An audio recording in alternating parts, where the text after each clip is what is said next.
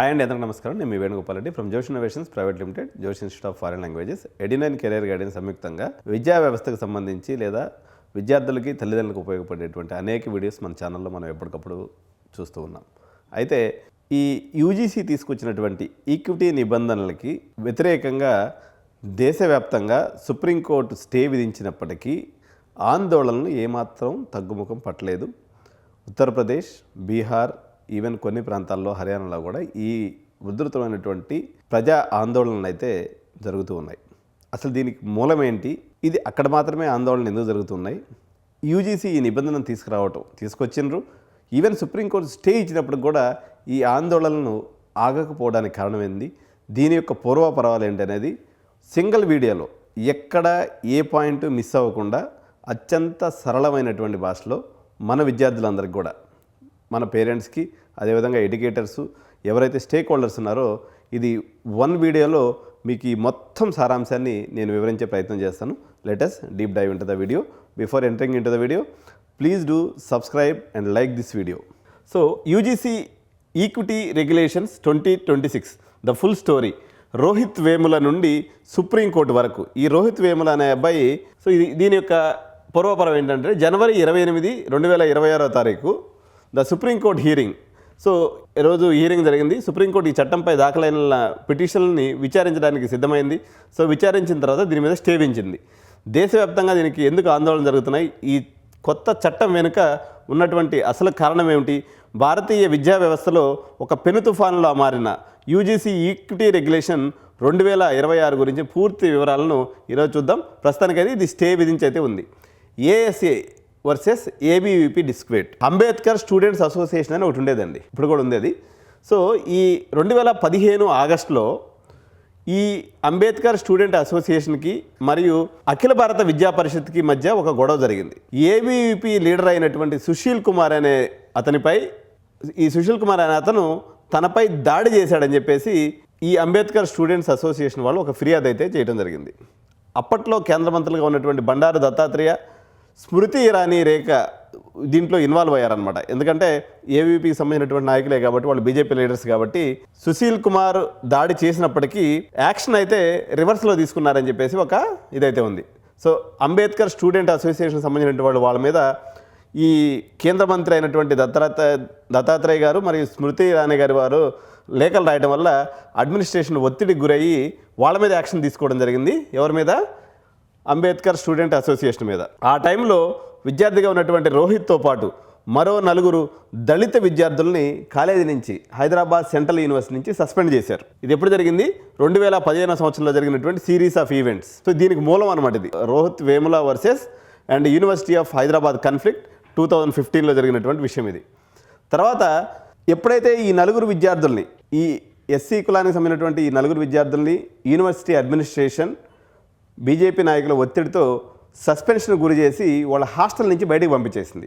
పంపించిన తర్వాత వాళ్ళు బయటకు వెళ్ళినటువంటి విద్యార్థులు కాలేజీ, యూనివర్సిటీ ఎదురుగా ఈ రకంగా టెంట్స్ వేశారనమాట. వెలివాడ అంటే మన తెలుగులో హరిజనవాడ, గిరిజనవాడ అని ఉంటాయి కదా. సో మమ్మల్ని అప్పుడు కూడా వివక్షకు గురి చేశారు సామాజికంగా. ఈవెన్ యూనివర్సిటీలో కూడా ఇటువంటి ధోరణి మా మీద చూపిస్తారా అనే అర్థం స్ఫురించేలాగా వెలివాడ అంటే the place where out side of the actual village. మనకి హరిజనవాడ, గిరిజనవాడ ఎట్లుంటాయో అట్లా మీరు చేశారు అనేటువంటి ఒక సోషల్ బాయ్కాట్కి నిదర్శనంగా ఒక వెలివాడలాగా ఒక టెంట్స్ లాంటివి ఒకటి తీసుకొని సస్పెండ్ అయినటువంటి విద్యార్థులను హాస్టల్ నుంచి బహిష్కరించారు.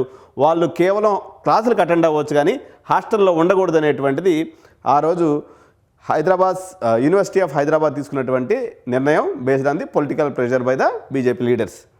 So Velivada protest. ఆ విద్యార్థులు హాస్టల్ బయట ఒక టెంట్ వేసుకొని, దళిత్ గెట్టో అంటారు మామూలుగా, ఇంగ్లీష్ పదం ఇది, మన దృష్టిలో హరిజనవాడ అంటారు. వెలివాడ అన్నా కూడా అదే. దీని మీద చాలా సాంగ్స్ కూడా ఉంటాయి. వెలివాడ అనే ఒక మీరు ప్రధానంగా టైప్ చేసినట్టయితే దీని మీద ఎస్సీ ఎస్టీకి సంబంధించినటువంటి, పర్టికులర్గా ఎస్సీ సంఘానికి సంబంధించి అనేక పాటలు కూడా దీని మీద ఉన్నాయన్నమాట. సో అని పేరు పెట్టి నిరసన ప్రారంభించారు. జనవరి 17, 2016 ఆ రోజు ఏం జరిగిందంటే, ఈ యొక్క కేసుకి మూలం ఆ రోజు జరిగింది. ఆయన ఆత్మహత్య చేసుకున్నాడు. ఎవరు? ఈ రోహిత్ వేముల అనే పర్సన్ ఆత్మహత్య చేసుకుంటూ ఆయన ఒక సూసైడల్ లెటర్లో ఈ పదాన్ని వాడాడు. My birth is my fatal accident. నా యొక్క పుట్టకే ఒక పెద్ద యాక్సిడెంట్ అని రాస్తూ మనిషిని కేవలం ఒక ఓటుగా, ఒక నెంబర్గా మాత్రమే చూస్తున్నారు తప్ప ఒక మేధస్సుగా గుర్తించట్లేదు అని తన సుసైడల్ లెటర్లో దాన్ని రోహిత్ వేముల రాసుకున్నాడు. ఇన్స్టిట్యూషనల్ క్యాస్ట్ డిస్క్రిమినేషన్పై చర్చకు దారితీసినటువంటి ఇది ఒక పెద్ద ఘటనగా మనం చూడొచ్చు. ఈ ఘటన కొత్త చట్టం ఆవశ్యకతని ఆ రోజు కల్పించింది. సో ఇది తను సుసైడల్ చేసుకునేటప్పుడు అన్నటువంటి 2 మాటలు అనమాట. My birth is my fatal accident అనే ఒక పదాన్ని వాడాడు ఆయన.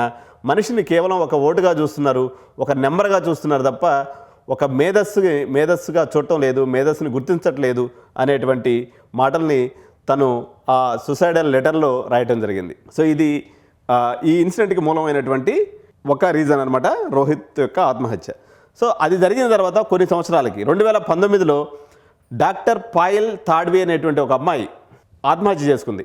ఈ అమ్మాయి ముంబైలో ఒక మెడికల్ స్టూడెంట్ అనమాట.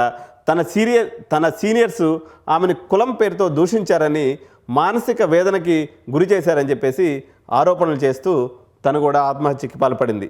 సో ఈ ఇద్దరు చనిపోయిన మీదట వీళ్ళిద్దరూ కలుసుకోవడం జరిగింది. ఎవరైతే రాధికా వేముల, రోహిత్ యొక్క తల్లి ఎవరైతే ఉన్నారో వారు, అదేవిధంగా పాయల్ తాడ్వి యొక్క తల్లి ఎవరైతే ఉన్నారో అబేదా తాడ్వి ఆమె పేరు, ఇద్దరు కలిసి సుప్రీంకోర్టులో వాళ్ళ బిడ్డలను వాళ్ళు కోల్పోయారు కాబట్టి సో ఇటువంటి వివక్ష ఫర్దర్గా జరగకూడదు అనేటువంటి ఉద్దేశంతో సుప్రీంకోర్టులో పోరాటం చేశారు. ఈ పోరాటం యొక్క ఫలితమే ఈ యూజీసీ 2026 రెగ్యులేషన్స్ అనమాట. సో ఇదంతా హిస్టరీ.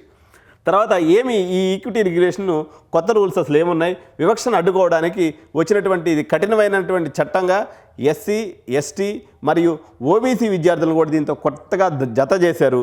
వాళ్ళకి పూర్తి రక్షణ కల్పిస్తూ ఈ యొక్క చట్టాన్ని అయితే యూజీసీ రూపొందించింది. అదేవిధంగా గెజెట్ ఆఫ్ ఇండియా కూడా రిలీజ్ అయిపోయింది.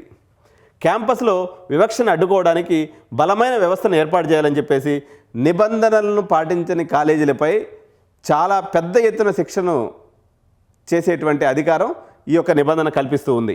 So mechanism 1, equal opportunity centres అనేవి ఖచ్చితంగా ఏర్పాటు చేయాలి. సో వచ్చినటువంటి ఈ 15 days లోపల ఈక్వల్ ఆపర్చునిటీ సెంటర్ ఈఓసి అనేది ప్రతి యూనివర్సిటీలో ఉండాలనేది ఈ నిబంధన యొక్క సారాంశం. ప్రతి కాలేజీలో తప్పనిసరిగా ఈఓసి ఉండాలి, అంటే ఈక్వల్ ఆపర్చునిటీ సెంటర్ ఉండాలి.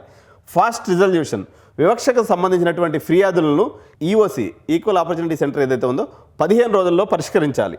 విద్యార్థులకు ఫిర్యాదు చేయడానికి ఇది ఒక సురక్షితమైన వేదికగా ఉండాలి. అంటే ఒక విద్యార్థి ఏదైనా కానీ కుల వివక్షను కానీ, జాతి వివక్షను కానీ, ప్రాంత వివక్షను కానీ, ఎటువంటి వివక్ష అయినా డిస్క్రిమినేషన్ కానీ ఎదుర్కొన్నట్లయితే ఈఓసికి ఒక మెయిల్ రూపంలో చెప్తే ఆ స్టూడెంట్ యొక్క ఐడెంటిటీని బయటకు చెప్పడానికి కూడా లేకుండా ఒక నిబంధన వేసుకొచ్చారు.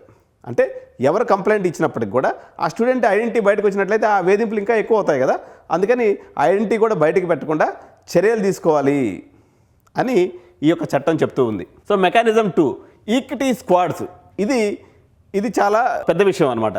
సో మొబైల్ మానిటరింగ్ అంటే ఎవరైతే ఈఓసి సెంటర్లో ప్రతినిధులు ఉంటారో వీళ్ళు ఈక్విటీ స్క్వాడ్స్ అనేలాగా తిరుగుతూ ఉంటారు. అంటే ఎలా చెప్పాలంటే పెట్రోలింగ్ చేస్తారు కదా నైట్ పోలీస్ వాళ్ళు, అంటే దొంగలు ఇటువంటి వాళ్ళందరినీ పట్టుకునే దానికి ఏదైతే చేస్తారో ఈ నిజంగా ఈ క్యాంపస్లో కుల వివక్ష ఎవరైనా చేస్తున్నారా, కులం పేరుతో కానీ, మతం పేరుతో కానీ, ప్రాంతం పేరుతో కానీ ఎవరినైనా దూషిస్తున్నారా, లేకపోతే ఆ రకమైనటువంటి డిస్క్రిమినేషన్ గురి చేస్తున్నారా అని మానిటర్ చేసేటువంటి పనిని ఈక్విటీ స్క్వాడ్స్ అనేవి చూస్తూ ఉంటాయి. అంటే ఎక్కడైతే మనకి ర్యాగింగ్ కానీ ఇటువంటి కుల వివక్ష కానీ లేకపోతే ఇటువంటి డిస్క్రిమినేషన్ ఎదుర్కోబడేటువంటి సందర్భాలు, ఉదాహరణకి ఒక యూనివర్సిటీ మెస్ కావచ్చు, లేదా యూనివర్సిటీ లైబ్రరీ కావచ్చు, ఏదైతే పాజిబిలిటీ ఉన్నటువంటి డిస్క్రిమినేషన్ ఏరియాస్ ఉన్నాయో ఆ ఏరియాలో ఈక్విటీ స్క్వాడ్స్ అనేవి డేగకాళ్ళతో ఎప్పుడూ పరిశీలన చేస్తూ ఉంటాయి. అటువంటి ఇన్సిడెంట్ వీళ్ళు కానీ గమనించినట్లయితే వెంటనే సుమోటోగా యాక్షన్ తీసుకునేటువంటి అవకాశం కూడా ఈక్విటీ స్క్వాడ్స్కి ఉంటుందన్నమాట. సో ఇవి మొబైల్ స్క్వాడ్స్ లాగా పనిచేస్తూ నిరంతరం ఎప్పటికప్పుడు పర్యవేక్షణ చేస్తూ ఉంటాయన్నమాట. సో ఎవరైతే ఈ రూల్స్ను పాటించారో ఆ కాలేజీకి వచ్చే యూజీసీ గ్రాంట్స్ని మొత్తాన్ని ఆపేస్తారు. అంతేకాకుండా ఆ కాలేజీ యొక్క యూనివర్సిటీ స్టేటస్ను కూడా రద్దు చేసేటువంటి అధికారము యూజీసీకి ఉన్నట్టుగా అత్యంత కఠినమైనటువంటి నిబంధన ఉంది.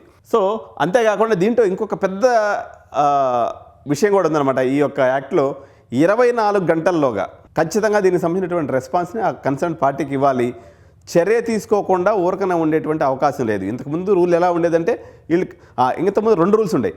ఒకటి, ఎవరైనా ఒక ఎస్సీ విద్యార్థి కానీ ఒక ఎస్టీ విద్యార్థి కానీ రాంగ్ కంప్లైంట్ కానీ ఇచ్చినట్లయితే, అంటే తన వివక్షకు గురి కాలేదు కానీ ఏదో వేరే పర్సనల్ గెడ్జి పెట్టుకుని కంప్లైంట్ ఇచ్చిండు అనుకో, ఇచ్చినటువంటి వ్యక్తి మీద కూడా చర్య తీసుకునేటువంటి అధికారం ఉండేది. ఇప్పుడు ఆ నిబంధనని తొలగించేశారు. అంటే వాడు టైంపాస్కి ఇవ్వచ్చు, లేదా ఇతర కారణాల వల్ల ఇవ్వచ్చు, వాడు క్లాసులో బాగా చదువుతున్నాడు అనేటువంటి కక్ష పెట్టుకొని ఇవ్వచ్చు, ఏ కారణం మీదైనా కంప్లైంట్ ఇవ్వచ్చు. ప్రూవ్ అయితే కంప్లైంట్ తీసుకుంటారు, లేదంటే కేసు నడుస్తుంది. కానీ వీడు తప్పుడు కంప్లైంట్ ఇచ్చినా వీరి మీద ఎటువంటి చర్య లేకుండా ఉండే విధంగా ఈ యొక్క నిబంధన ఉంది. దీనికి సంబంధించి దేశవ్యాప్తంగా పెద్ద ఎత్తున నిరసనలు నడుస్తూ ఉన్నాయి. అంతేకాకుండా ఈ యొక్క కమిటీలు ఏదైతే ఉందో, ఇప్పుడు దీంట్లో ఒక 10 మందితో కూడుకున్నటువంటి ఒక కమిటీ ఉన్నప్పుడు దీంట్లో కమిటీ సభ్యులందరూ కూడా ఎస్సీ, ఎస్టీ మరియు ఓబీసీ నుంచి ఉన్నారనమాట. సో ఈ రకంగా ఉన్నప్పుడు సపోజ్ ఒక ఓసీకి సంబంధించినటువంటి లేదా జనరల్ కేటగిరీకి సంబంధించినటువంటి ఒక విద్యార్థి కంప్లైంట్ ఇచ్చినప్పుడు తనకు సామాజిక వర్గానికి సంబంధించినటువంటి వ్యక్తో లేదా తన యొక్క కేటగిరీకి సంబంధించిన వ్యక్తి ఆ కమిటీలో కానీ ఉన్నట్లయితే తన వర్షను లేకపోతే ఆ యొక్క కమిటీలో స్టూడెంట్ ఎప్పుడూ అందుబాటులో ఉన్నాడు కాబట్టి వాళ్ళ వాదన వినిపించడానికి వీళ్ళ సామాజిక వర్గం నుంచి లేదా జనరల్ కేటగిరీ నుంచి ప్రాతినిధ్యం అనేది కంపల్సరీగా ఉండాలి అన్న నిబంధన ఈ యొక్క ఈక్విటీ రెగ్యులేషన్స్లో లేదు. సో ఈ 2 నిబంధనలు ఏదైతే ఉన్నాయో కంపల్సరీ యాక్షన్ తీసుకోవాలని ఒకటి ఉంది. తర్వాత ఈ జనరల్ కేటగిరీకి సంబంధించినటువంటి ప్రాతినిధ్యం లేదు. అదేవిధంగా ఇంకోటి ఏమనుకుంటున్నారంటే ఓసీ విద్యార్థులు లేకపోతే ఈ జనరల్ కేటగిరీ వాళ్ళందరూ అనుకుంటున్నారంటే బీసీలంతా మీరు బాధితులు అన్నారు, ఎస్సీ వాళ్ళందరూ బాధితులు అన్నారు, ఎస్టీ వాళ్ళందరూ బాధితులు అన్నారు. అంటే దీన్ని బట్టి విలన్స్ ఎవరు? ఇక మిగిలింది జనరల్ కేటగిరీ కదా. అంటే మేమందరం అంత దోషులమా, సమాజాన్ని పీడించే వాళ్ళమా, మమ్మల్ని బోన్లో తీసుకొచ్చి నిలబెడతారా, మేము నిజంగా అంత దుర్మార్గులమా అనే వర్షం వచ్చేటట్టుగా ఈ చట్టం ఉందని చెప్పేసి ఈ విద్యార్థుల యొక్క వాదన. దీని మీద పెద్ద ఎత్తున ఉద్యమాలు జరుగుతూ ఉన్నాయి. మరొక వైపున ఈ యొక్క డ్రాఫ్టింగ్ ఏదైతే జరిగిందో ఇది ఒక ప్రాపర్ ఫార్మాట్లో జరగలేదని చెప్పేసి కూడా విద్యార్థులు పర్టికులర్గా యూపీలో పెద్ద ఎత్తున ఆందోళన జరుగుతూ ఉన్నాయి. దీని యొక్క నేపథ్యం ఏంటి అంటే ఉదాహరణకి హర్యానాలో ఉన్నటువంటి గుజ్జర్స్, రాజస్థాన్లో ఉన్నటువంటి జాట్స్, అదేవిధంగా యూపీలో ఉన్నటువంటి యాదవులు, బీహార్లో ఉన్నటువంటి కుర్మ సామాజిక వర్గం వీళ్ళందరూ కూడా జనరల్గా బీసీ కేటగిరీగా ఉన్నారు. కానీ ఆ పర్టికులర్ స్టేట్స్లో వీళ్ళే డామినెంట్ క్యాస్ట్. ఉదాహరణకి మీరు తెలంగాణ రాష్ట్రంలో తీసుకున్నప్పుడు వెలమలు, రెడ్డీసు ఎట్లయితే ప్రామినెంట్ క్యాస్ట్గా ఉన్నారు, లేకపోతే అగ్రవర్ణాలు అని చెప్పి జనాలు చెప్తూ ఉంటారు. అదేవిధంగా ఆంధ్రప్రదేశ్ తీసుకున్నప్పుడు చౌదరీసు, తర్వాత కాపు మరియు రెడ్డిస్ సామాజిక వర్గం ఏదైతే ఉందో వీళ్ళు డామినెంట్ క్యాస్ట్గా చూస్తూ ఉంటారు. అగ్రవర్ణాలకు పర్టికులర్గా రెడ్డిస్, చౌదరిని చూస్తూ ఉంటారు. సో ఈ సిచ్యువేషన్లో ఈ పర్టికులర్ స్టేట్స్లో ఏదైతే రాజస్థాన్లో ఉన్నటువంటి జాట్స్ అనుకోండి, లేకపోతే మన బీహార్లో ఉన్నటువంటి కుర్మిలు అనుకోండి, లేకపోతే యూపీలో ఉన్నటువంటి యాదవులు అనుకోండి, అక్కడ వాళ్లే అగ్రవర్ణాలు లెక్క. మెజారిటీ ఆఫ్ ది టైంలో ఈ పర్టికులర్ 4 క్యాస్ట్ల నుంచి కింద స్థాయి వర్గాల వాళ్ళు వివక్షను ఎదుర్కొంటారు. అప్పుడు ఇద్దరు మరి బీసీ వ్యక్తి తీసుకెళ్ళి వివక్ష చూపించింది ఎవరి మీద? ఎస్సీ వ్యక్తి మీద. ఇప్పుడు ఈ చట్టం ఎలా పనిచేస్తుంది అనేది అర్థం కానటువంటి సమస్య అనమాట. సో చాలా సామాజిక వర్గాలకు సంబంధించినటువంటి కుల సమీకరణాలలో మామూలుగా వాళ్ళు స్టేట్ జాబితాలో బీసీగా ఉంటారు, బట్ సెంట్రల్ జాబితాలో ఓసీగా ఉన్నారు. మరి ఈ సందర్భంలో ఎలా మీరు డీల్ చేస్తారు? వీటన్నిటికి సంబంధించి అది కాకుండా ఎప్పుడైనా ఏదైతే భారతీయ జనతా పార్టీ ఉందో ఇది బ్రాహ్మణ్ భయ్య అనేటువంటి ఒక ముద్ర వేసుకొని ఉంది, అంటే బ్రాహ్మణ్స్కి అనుకూలంగా ఉంటుందని చెప్పేసి. అటువంటి బీజేపీ గవర్నమెంటు బీసీలకు అనుకూలమైనటువంటి చట్టాన్ని ఎలా తీసుకొని వస్తుంది? సో ఇప్పుడు మమ్మల్ని అందరినీ విలన్స్ చేస్తూ మిమ్మల్ని ఓటేసి గెలిపించుకొని మేము సెంటర్లో అధికారంలోకి తీసుకొని వస్తే మమ్మల్ని బోన్లో విలన్స్గా నిలబెడతారా అని ఇటుపక్క బ్రాహ్మణ మరియు అగ్రవర్ణాలకు సంబంధించినటువంటి వాళ్ళందరూ కూడా బీజేపీని వ్యతిరేకిస్తున్నటువంటి పరిస్థితి. మరి ఇప్పుడు ఇందులో కాంగ్రెస్ పార్టీ ఎటువంటి స్టాండ్ తీసుకుందంటే రాహుల్ గాంధీ సహజంగా ఎప్పుడు కూడా వెనకబడ్డ వర్గాలకు సంబంధించినటువంటి ఒక వైపుకి వాళ్ళు స్టాండ్ తీసుకుంటారు కాబట్టి సహజంగా వాళ్ళు ఏమంటున్నారు, రాహుల్ గాంధీ గారు ఏమంటున్నారంటే సో వీళ్ళందరినీ కూడా ఈ చట్టాన్ని ఇంకా బలంగా అమలు చేయండి, ఈ దేశంలో వివక్ష ఉండడానికి నాకు సమ్మతి లేదు కాబట్టి దీన్ని ఇంప్లిమెంట్ చేయవలసిందే, ఇప్పుడున్నటువంటి ఫార్మాట్ కన్నా మరింత కఠినంగా అమలు చేయాలని చెప్పేసి రాహుల్ గాంధీ కోరుకుంటూ ఉన్నారు. సో స్టూడెంట్ యూనియన్స్ అయినటువంటి ఏబీవీపీ మాత్రం అగ్రవర్ణాలకు అనుకూలంగా స్టేట్మెంట్స్ ఇస్తూ ఉంది, కానీ అగ్రెసివ్గా కాకుండా కొంత సౌమ్యంగా వాళ్ళ యొక్క పెద్దలకు చెప్పేటువంటి ప్రయత్నం ఉంది విద్యార్థుల్లో నెలకొన్నటువంటి ఈ ఆందోళన గురించి. వేరాజ్ ఎన్ఎస్యుఐ ఏదైతే ఉందో, కాంగ్రెస్ సంబంధించినటువంటి విద్యార్థి విభాగం ఏదైతే ఉందో పూర్తి స్థాయిలో దీన్ని అమలు చేయాలని చెప్పేసి కోరుకుంటూ ఉంది. మిగిలినటువంటి విద్యార్థులు ఎవరైతే ఉన్నారో ఇప్పుడు ఓసీ యొక్క అభిప్రాయాలు చెప్పారు. సో మమ్మల్ని బోన్లో నిలబెట్టేశారు, మాకు ఆ కమిటీలో ప్రాతినిధ్యం లేకుండా చేశారు, యూనివర్సిటీలో ఎప్పుడైతే మీరు ఈక్విటీ స్క్వాడ్స్ అనేవి పెడతారో, విజిలెన్స్ పెడతారో యూనివర్సిటీలో ఒక ఈక్విలిబ్రియం అనేది దెబ్బతినిపోతుంది. సో అది ఇంకా వివక్షకు దారితీస్తుంది, యూనివర్సిటీ యొక్క డెకోరం మొత్తం కూడా దెబ్బతినిపోద్ది, డివిజన్ ఏర్పడిపోద్ది సమాజంలో అని చెప్పేసి ఓసీ విద్యార్థులు చెప్తున్నటువంటి మాట. బీసీ ఎస్సీ ఎస్టీ విద్యార్థులు ఏమంటున్నారు, ఏదో ఒక చట్టం తీసుకొచ్చినా సరే ఇప్పుడు దాకా మీ యొక్క అగ్రవర్ణాల వల్లే ఈ రాజ్యాలను అంతా ఏలుతూ ఉన్నారు, మీ దగ్గరే సంపద మొత్తం పోగై ఉంది, మాకేదో రక్షణగా ఒక చట్టం తీసుకొని వస్తే దాన్ని కూడా రానికుండా మీరు అడ్డుకుంటారా అని చెప్పేసి ఎస్సీ ఎస్టీ బీసీ విద్యార్థులు చెప్తూ ఉన్నారు. సో ఏం జరగవచ్చు, ప్రజెంట్ ఈ ఆందోళన సుప్రీంకోర్టు ప్రజెంట్ స్టే ఇచ్చేసింది కదా, ఆందోళన ఆగిపోవాలి కదా.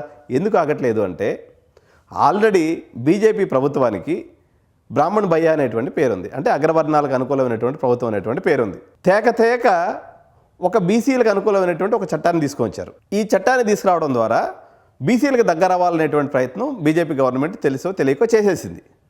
ఇప్పుడు దీని నుంచి కానీ వెనక్కి తగ్గితే భారతదేశంలో ఎప్పుడైనా సరే వెనకబడినటువంటి వర్గాలకు సంబంధించినటువంటి ఏదైనా చట్టం కావటమే కష్టమైన పని, కానీ ఒక్కసారి చట్టాన్ని చేసి వెనక్కి తీసుకుంటే అంతకుముందు బీసీల నుంచి 10 ఓట్లు పడేది కాస్త ఇప్పుడు 1 ఓటు కూడా పడదు. కాబట్టి ఈ చట్టాన్ని వెనక్కి తీసుకునేటువంటి సాహసం బీజేపీ చేసే పరిస్థితి లేదు. ఈ విషయం ఎవరైతే ప్రొటెస్ట్ ఉన్నారో వీళ్ళందరికీ తెలుసు. నామకవాస్తే ఇది స్టే పడింది తప్ప ఈ చట్టం రాబోయే కాలంలో తప్పనిసరిగా అమలు అవుతుంది అనేసి ఈ ప్రొటెస్టర్స్ అందరూ కూడా నమ్ముతున్నారు. దీనికి సంబంధించి బీజేపీ ఏం ఎక్స్ప్లెనేషన్ ఇచ్చిందని మనం చూసుకున్నప్పుడు ధర్మేంద్ర ప్రధాన్ ఎవరైతే మన ఎడ్యుకేషన్ మినిస్టర్ ఉన్నారో, సో మీ యొక్క కన్సెన్సెస్ని మీ యొక్క ఆందోళనని మేము పరిగణనలోకి తీసుకుంటాము. ఈ యొక్క చట్టం ఏదైతే చేయబడిందో ఎవరైతే తప్పు చేయకుండా డిస్క్రిమినేషన్ చేయకుండా వీళ్ళు దొంగ కంప్లైంట్స్ ఎవరైతే ఇచ్చే ప్రయత్నం చేసేటువంటి విద్యార్థులు ఉంటారో అటువంటివి జరగకుండా మేము అన్ని జాగ్రత్తలు చట్టంలో తీసుకుంటామని చెప్పేసి బీజేపీ తరపు నుంచి లేదా కేంద్ర ప్రభుత్వం దగ్గర నుంచి ఒక స్టేట్మెంట్ అయితే ఇవ్వడం జరిగింది. సో ఇన్ని వివాదాల సుడిగుండాల మధ్య ప్రస్తుతానికైతే స్టే నడుస్తుంది. హైదరాబాద్ యూనివర్సిటీ ఆఫ్ హైదరాబాద్లో మొదలైనటువంటి వేముల రోహిత్ ఆత్మహత్య కాస్త ఈరోజు దేశంలో ఉన్నటువంటి ఒక అత్యంత పటిష్టమైనటువంటి డిస్క్రిమినేషన్ చట్టానికి ఊపిరి పోసుకోవడానికి కారణం అవటం, దీని మీద దేశవ్యాప్త ఆందోళన జరగటం, ఈ యొక్క ఏం జరుగుతుందనేటువంటి పూర్తి స్థాయి సమాచారం మన తెలుగు మీడియా పెద్దగా కవర్ చేయలేదు. అందువల్ల మీకు ఏ పిన్ పాయింట్ దీంట్లో మిస్ అవ్వకుండా ఉండటం కోసం ప్రతి డీటెయిల్ ఎడ్యునైన్ మీకు అందించింది. ఎందుకంటే ఈరోజు మేము యూనివర్సిటీసు, విద్యార్థులు, తల్లిదండ్రులు ఈ 3 నెక్సెస్లో మేము పనిచేస్తూ ఉన్నాం. సో నేను అనుకుంటున్నాను వర్గాలు, మతాలు వీటన్నిటికన్నా మించి ప్రపంచంలో చాలా చేయవలసిన పనులు ఉన్నాయి. సో రాజకీయ నాయకులు వాళ్ళ స్వార్థం కోసము కాంగ్రెస్ పార్టీ ఒక మాట చెప్తుంది, బీజేపీ పార్టీ ఇంకో మాట చెప్తుంది. సో డివైడ్ అయిపోయినటువంటి మేధావి వర్గం కూడా చెరొక పక్కన మాటేసే ప్రయత్నం చేస్తారు. సో ప్రపంచమంతా ఈరోజు ఇన్నోవేషన్స్ వైపుకి పరుగులు తీస్తున్నట్లయితే మనం ఇంకా ఎప్పుడో బ్రిటిష్ వాళ్ళు వదిలిపెట్టిపోయినటువంటి డిస్క్రిమినేషన్ సిద్ధాంతం మీద ఇంకా ఫైట్ చేసుకోవాల్సి రావడం దురదృష్టం. ఇటువంటివన్నీ సద్దుమణిగిపోయి డిస్క్రిమినేషన్ పూర్తిగా పోయేసి అందరు విద్యార్థులు కూడా కలిసిమెలిసి సోదరభావంతో ఉంటూ దేశ ప్రగతికి పాల్పడాలని కోరుకుంటూ ఎడ్యునైన్ దీన్ని ముగిస్తుంది. Thank you so much. Jai Hind.